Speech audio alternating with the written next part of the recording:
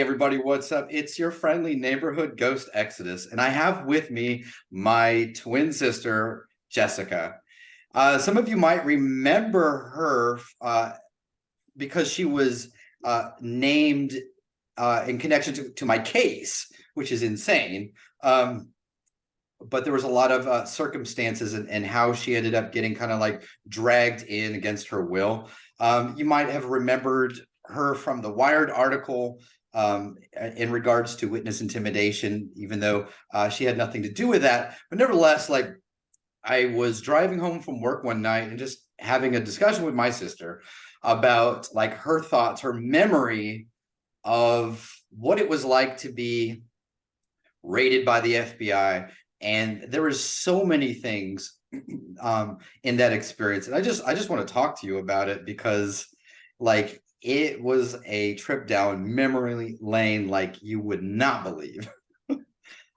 Yeah, I mean that's a great description. Yeah.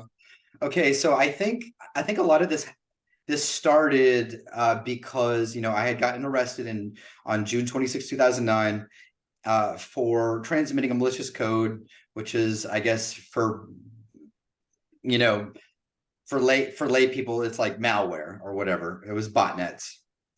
And I remember you had told me while I was in Seagoville jail that I asked you to check my email because I was locked up. I'm still a functioning person. I'm trying to be, anyways. I wanted to see who was emailing me or whatever, since I had been arrested. And then something happened. What happened? Well, if you're referring to like me getting raided by the FBI. I had asked you to delete an email Oh, because oh, right. Yeah, okay. So, well, yeah, your request, from my understanding, was that somebody was, I guess the word is like hacking into your email account or entering into your email account, like pretending to send out emails as if it was you. So for me, that felt like that wasn't something that, I don't know, I didn't view that as illegal. I thought that I was protecting you by, like, you weren't able to get there. So for me, it just felt like it was nothing. It was no big deal. I mean, it was a big deal, definitely, but like doing that did not feel like I was committing a crime, you know? Yeah. yeah. And Yeah. what's so crazy about this, and a lot of the people who have been following my case, like the court reporter who was publishing whatever like the government was giving them to publish and put on Pacer and put in the court records, did not censor any of my private information. So Mhm. like my email accounts along with their corresponding passwords were released publicly for the Oh, entire yeah, yeah. world to see. So Yeah. like, is it any wonder why someone accessed my email while I was not there to like stop them? Yeah, yeah. So for me, like, even after all these years, I'm still putting the pieces of this puzzle together. Like, Yeah, I wasn't aware of that, like I just know that it was scary to think that you could be accused of whatever this person was doing, you know. And to me, what they were doing was illegal, not what I was doing. of course. Yeah. That tidbit of information um was never commented on in any type of like court hearings or any type of uh court research, court documents.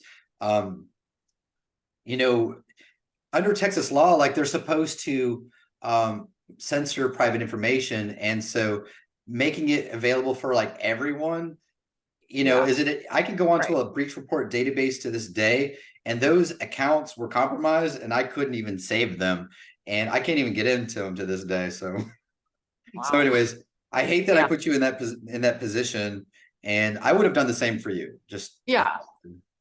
Yeah. I no, thank you for saying that. It didn't feel like, you don't necessarily have to apologize for that, because I think that, I mean, I guess knowing now, I guess that it's it could be considered a crime, but I don't know. No big deal. Right. Yeah. Okay, Because it so worked out. it It did. worked out. It did. It did. It was, you know, apparently it wasn't that, whatever they Right. thought it was. Yeah. Okay, so I have here just real briefly. I'm gonna try to Okay. pull this up. Um, let's see, here it is. I have here like the original. It's kind of like a search and seizure affidavit. This was actually published on Wired.com. It's still there to this Wow. day. That's really Um, cool. I didn't even know you could pull up things like that. right. So I'm not going to That's go so into cool. the specifics of this, but like the FBI here, Special Agent Alan Lynn was like, "Oh yeah, I'm definitely going to find like evidence of obstruction of justice Mhm. and witness intimidation on your computer systems and whatever." And it goes in and explaining what the reason why they're about to conduct these raids. And yeah, those are my email accounts right there. Um, Whoa, okay. and so they're hold on, where is it? Yeah, so they're about to conduct these raids. So my attorney ends up telling me, and I don't know if it was directly or inadvertently, like, yeah, the FBI are about to raid your friends. And I'm like, oh yeah, who? And he tells me, and so I'm like, oh my gosh, like my case is about to turn into a conspiracy. Like conspiracy uh in America, like the statutory limit like maximum could be like life in prison. Like it could be 20 years, it could be 50 years. Like I had to make sure that my case never turned into a conspiracy. Also, if any of my friends were arrested, like I didn't know how the FBI would try to extract information out of them. I did not want anyone to be in that position where they might be compelled or obligated to snitch or inform on anybody. So Yeah. the next thing that I had done is I know I called you because you were researching my case a lot. You're researching my Yes. case and trying to help me find ways to figure out how to sue the confidential informant for libel, slander, and defamation. So, anyways, you knew a lot what was going on from what was in the public record, and I was like, here's a message to the fixer. I need you to like post it on the ETA website so everybody can see it. Oh Um, yeah. Yeah. and so you did that for me. And of course, that was I was very desperate, and it was another kind of a big no-no at the Right. time. And here's the actual article itself. Man. And So old. it So really old. is. Like there's direct Yeah. quotes about this whole incident from like my phone recordings with you. Okay, so they were hoping to find this evidence. So start from where you're going home. Like, let's start from there. What happened? Well, okay, so it was very early in the morning. I was driving to my house. And I remember turning on my street and there was like what appeared to me like if you were just pulling into the street, you would think, "Oh my gosh, somebody died."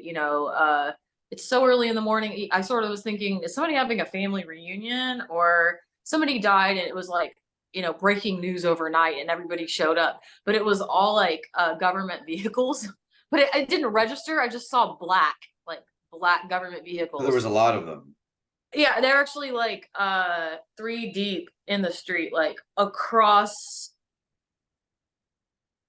past the house I was living at, and How there many? was no place to park because of that.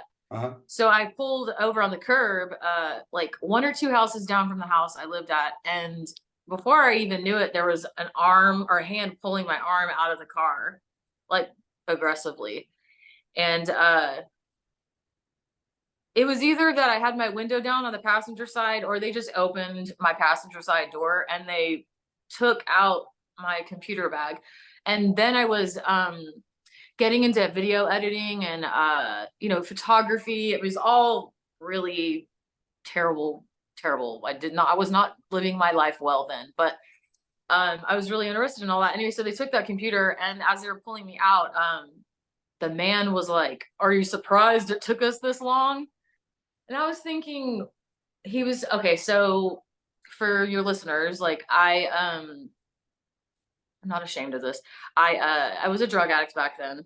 So I thought, I mean, I was like a small time druggie. Like I wasn't, stealing or anything like that. But I thought, man, what I'm doing must be really bad. They've been watching me or something. Like I've done something, or I'm unknowingly a part of some bigger thing that I didn't know in the drug Mhm. world.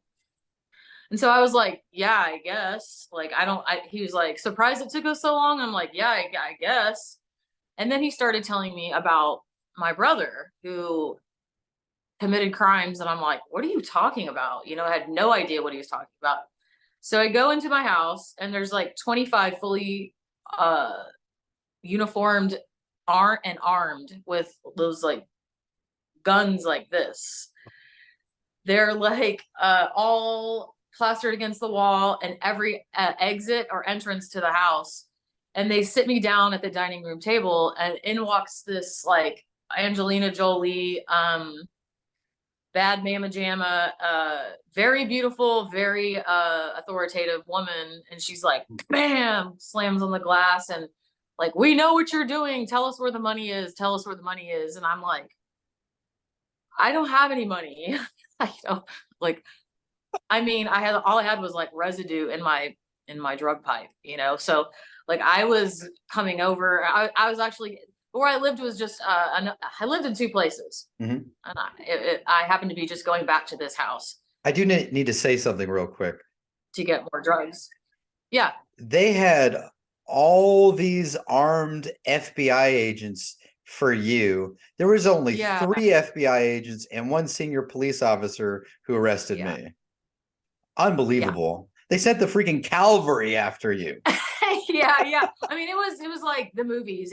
Actually, it was even more intense than the movies. Like the way they act in the movies, where they're like in your face and they are intense and authoritative, and they throw their weight around, all that, like the intimidation factor all present. But like I'm thinking, is this about drugs? Okay, my brother committed a crime. Like I had no idea what they were talking about. Anyways, so they sat me down at this table, and they interrogated me for about 9 hours. Over 9 hours? yes, straight. Over these recordings of you and me talking about the emails. But Oh, okay, so the money, from the what's jail that? from the jail phone recordings, right? Yeah, yeah. They would play them over and over and over and over and over, and they would say, "You meant this. You actually meant this." And I was like, "No." Like I genuinely knew, even though I was living like a low life kind of life, I genuinely knew that I was not.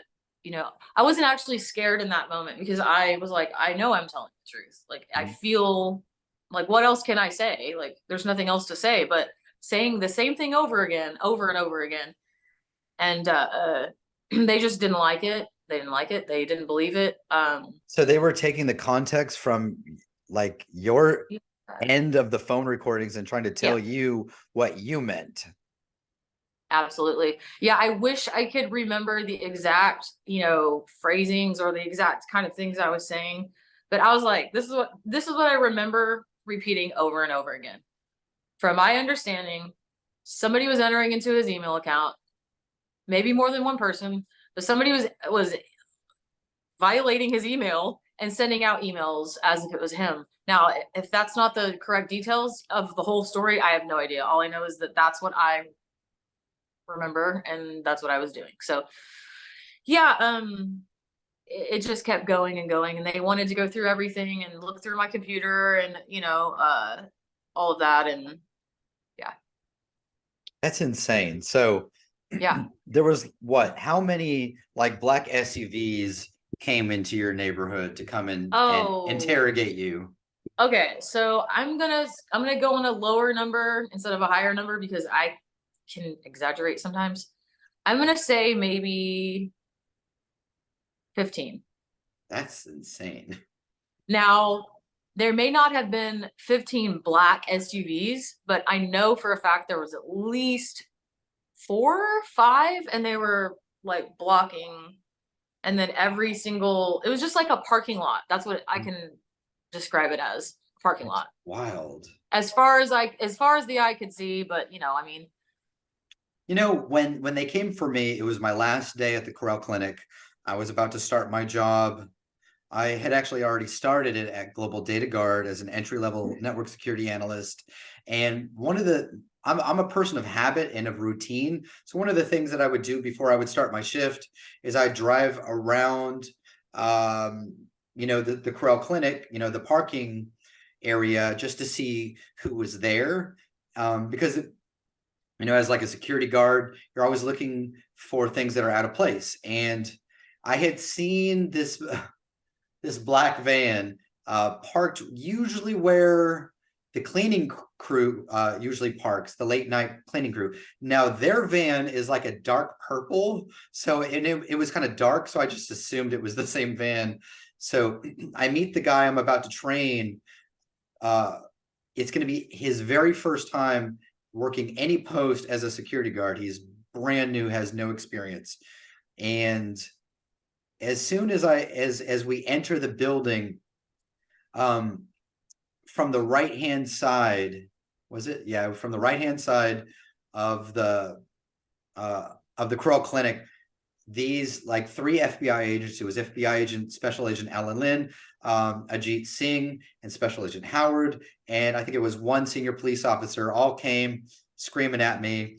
But that's a whole nother story. But like, they only sent what was reasonable for the leader of a hacking group who had supposedly targeted a hospital. It wasn't a hospital, it was a private clinic. And, that's pretty bad still, regardless. Like, that is bad.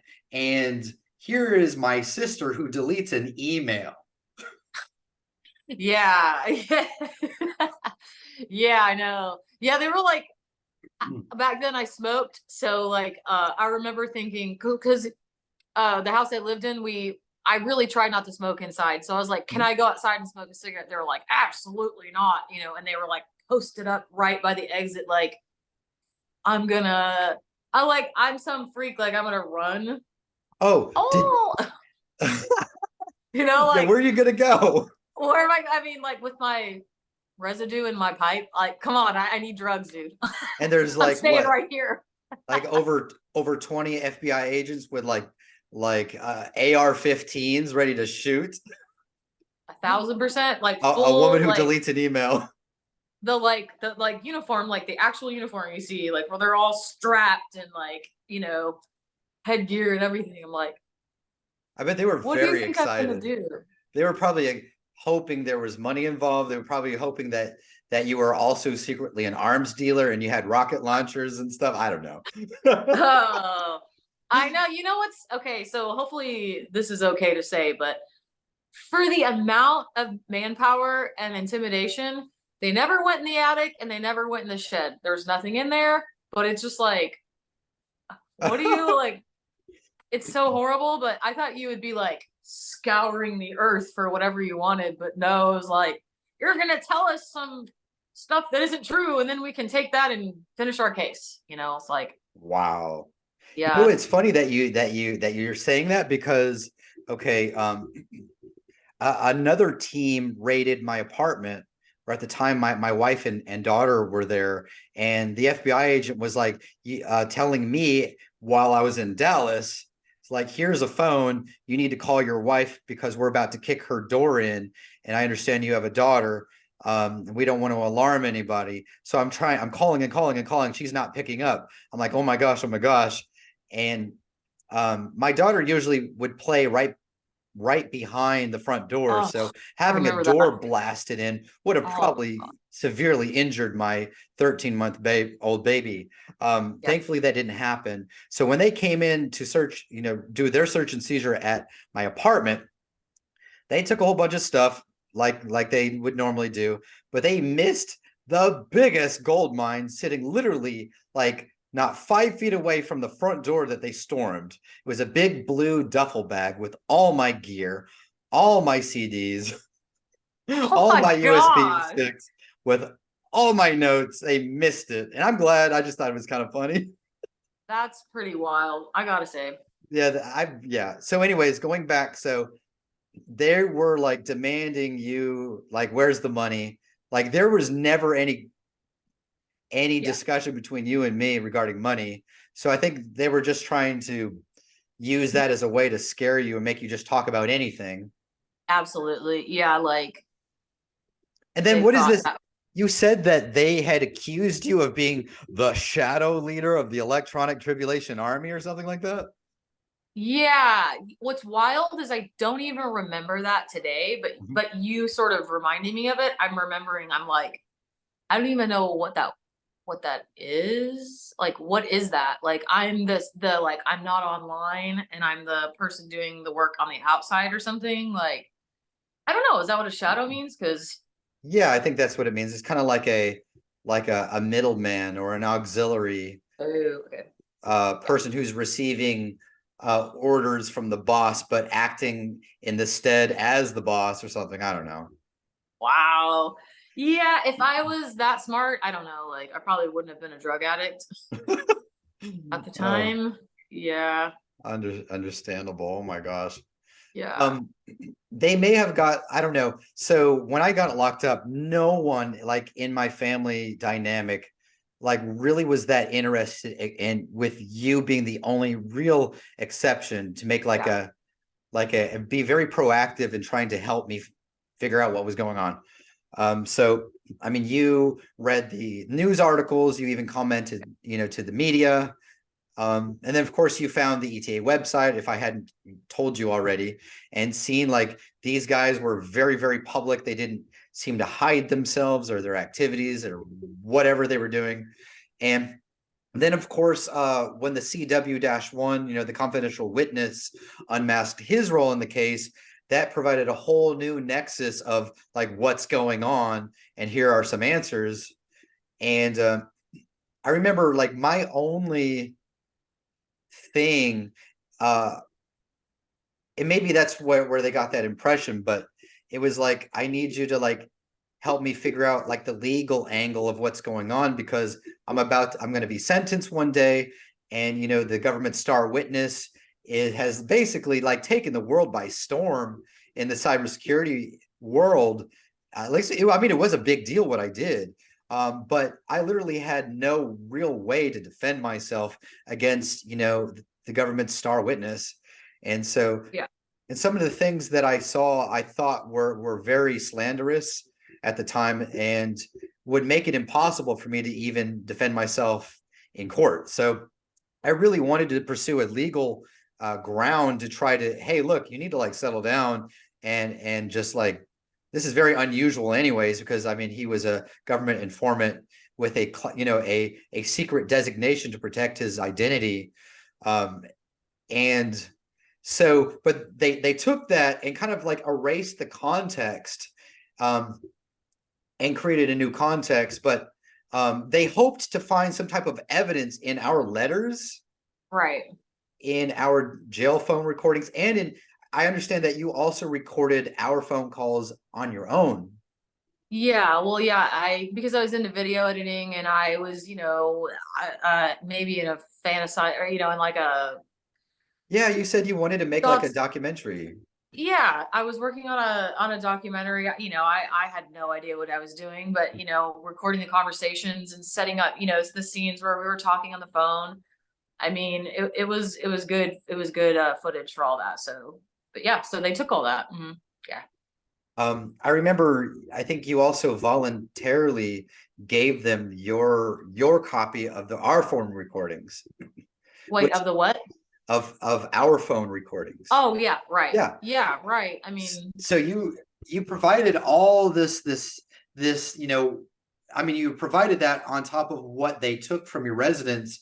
yeah. And the reason why I'm focusing on this right now is because none of those phone recordings that she volunteered, the ones that were recorded at Seagoville Federal Detention Center, or the letters that they confiscated from your residence, ever was entered into evidence.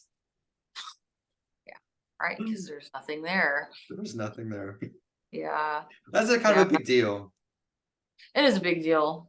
It's here, you know, all these years after, it's almost like in a way getting punched in the gut. I mean, like, I'm not saying that I'm punched in the gut because there was no evidence. I'm glad there wasn't, because there wasn't, but it's like, yeah, I don't know what I'm saying.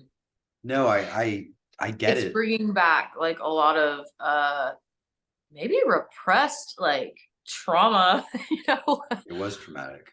But I'm glad we're talking about it. So yeah. Can you like, is there any other details you can remember about like this 9-hour interrogation? You know, the main things that stood out were pretty much what I said. I mean, just the constant replaying back of the recordings from the jail and trying to twist what I was saying. And I was like really able to, I guess, pull apart. Like, I felt like I was being manipulated by them. It felt like they were making it more than it was.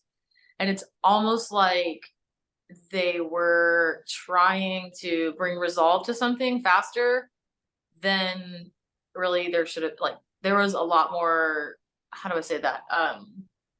They were just trying to bring like this closure to this situation or this case without really doing the work, you know? I mean, I don't want to disrespect them or whatever, but uh I, even in my like most ignorant state and the lifestyle I was living, like I could sense that. That That's what makes stands sense. out. That's what really stands out to me. It just felt like it was a rushed process and they were making something, you know, that I'm sure there are tactics that they do that work for them. And that's a possible, It's all true. this, you know, intensity and like, where's the money? You know, like I'm sure people buckled under that, but I genuinely did not have anything to hide. So, It's you know, interesting that you use the word manipulation and yeah, that they wanted you to try to corroborate their version of events that they yeah. were interpreting. Would you say that in a way they were trying to gaslight you to I agree mean, with them? yeah, I guess that's really what was happening. Yeah. Yeah, yeah, for sure. Like the constant, like I'm explaining what happened or what I was meaning by what I said. I mean, to me, what I was saying was pretty clear. It wasn't like some mysterious, you know, cryptic message. It was like plain. And they were trying to take something plain and make it something more than it was. So yeah, gaslighting is that for sure. Like sort of making me doubt my, no, you know what? I never doubted my reality. I did not, I caught on to that That's tactic. impressive. Yeah. That's Can you really still see impressive. me? Yes, I can. Yeah. Okay, because somebody was making a call, so yeah. Oh, Or somebody's yeah, calling me, but whatever. that's phenomenal. Yeah. Just relating to those events, I would have never, like, I don't really tell this story because it is traumatic. When I first started editing my book, I had a full-blown PTSD attack.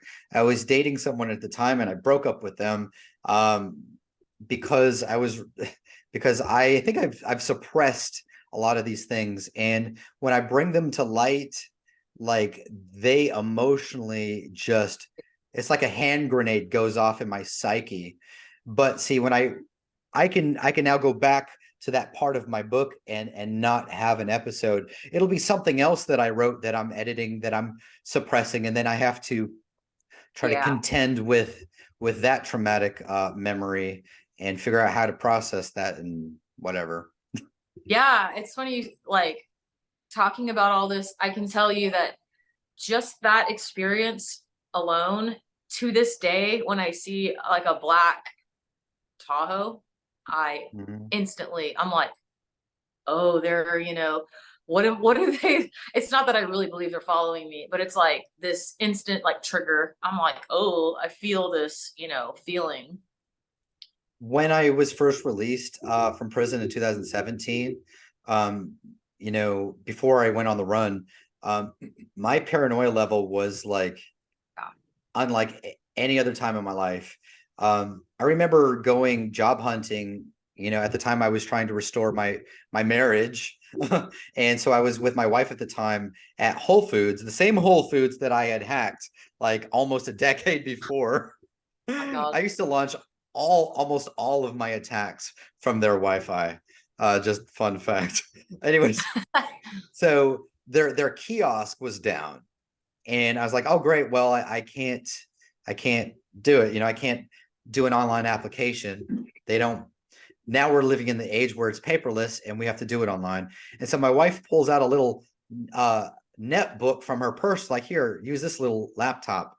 And I had a full-blown panic attack. And I was like, I can't be seen touching a computer. I can't be seen touching that. Like, and I'm just thinking, like, they're just lurking somewhere in the store waiting to catch me doing something. Yeah, they left hanging over me from that experience. They left with this threat that I was obstructing justice, and that in a matter of, they were like, in no less than 2 weeks, you will be arrested. Like, it was said like that. It was a horrible, taunting, tormenting feeling. Like, Um, they said that a lot. gosh. Yeah. Candy Heath, she was the assistant US attorney who prosecuted my case. She had told me, I guess this was like months and months, maybe even I think it was like several months after this incident. She said, we know that you used your sister and manipulated her. Which is I mean, it is what it is, but we've decided, like, it's just the condescending bullshit that comes out of that. We know that you used your sister and manipulated her into committing obstruction of justice, but I've decided not to return an indictment, but to drop the charges. Whoa. Yeah, she said Yeah, that. like, that's, Well, holy cow. thanks. You should have not. I mean, that's all lies. It's Yeah. just a lie. It's not true, like, there's no other story to tell. There just isn't, it's like, And what about the individuals who did compromise my email account? What about them? We don't even know who they yeah, are. But anyways, yeah. how did you get your property back that was seized? And how long did it take? We got it back maybe 5 years ago. Maybe 5 years. Yeah, about 5 years ago. So Yeah, in 2015? That was wait, that was like 5 years after the incident, no, you know right? what? I take that back. It No? was what year is this? 2023. Okay, hold on. Yeah. It I was did the same thing. it was well over 5 years. It was way over 5 years. It wasn't, I'd have to look at yeah, because we got a random call from some other FBI agent that had no knowledge of it, and he was just like, yeah, your stuff is here. And we were like, oh my gosh. The computers was so old that it was like giant compared to Right. the computers now. Yeah, I mean, it was all just completely outdated and unusable, really. Was that the laptop you gave me? No, that was no. Okay. No, that was a video editing laptop. But yeah, it was like, we did get our stuff back, but it wasn't until it was even after you got out last. Wow. Yeah. I think I was trying to get my property back too, and I had done some case law research about it. And like, when the government no longer has an invested interest, there it is a what is it? It's like a property issue. Like, you do Yeah. have a constitutional right to your property if it's not being used or is instrumental in an active criminal investigation. But what I do understand too is the other people that were raided, Kevin Gibbs and Exxon. Like, Exxon had just purchased a brand new server, cost them thousands of dollars. They took it over a mistaken identity. They thought he was someone else. which is actually mentioned in that court document that I featured at the beginning of this interview. It actually states that they believe he was Splaxer. And Right. when he finally got his server back, it was in pieces, completely unusable. Right. And I remember whenever they would try to contact the FBI or the prosecutor directly, it's like, hey, when can we get our stuff back? She would always say, like, once you start talking, then you'll get your stuff back. Oh. So they were using their property as the prosecutor was using their property as hostage to try to force them into giving up, information. Like, it's so, like, it is not about justice anymore. No, I think that if like I had, been so intimidated by that scene, I could have really, because I was very weak, minded.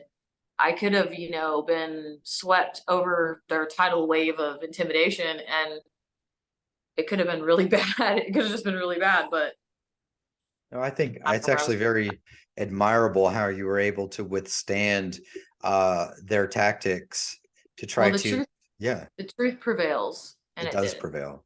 Yeah, That is so true. yeah. I really appreciate you doing this because, like, most people don't get to do this. And after they've experienced such tremendous trauma, such as, like yours and my own, people don't want to talk about it anymore. We want to move on. Yeah.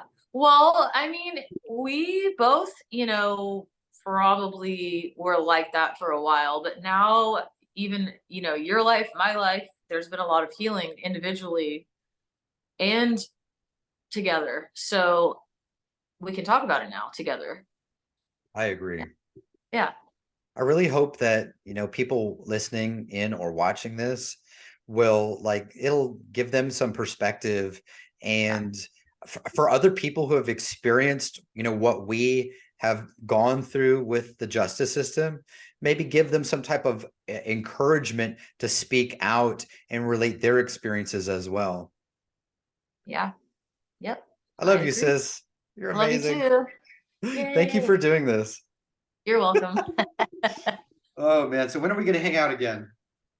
Well, what day is it? Yeah, what year is it?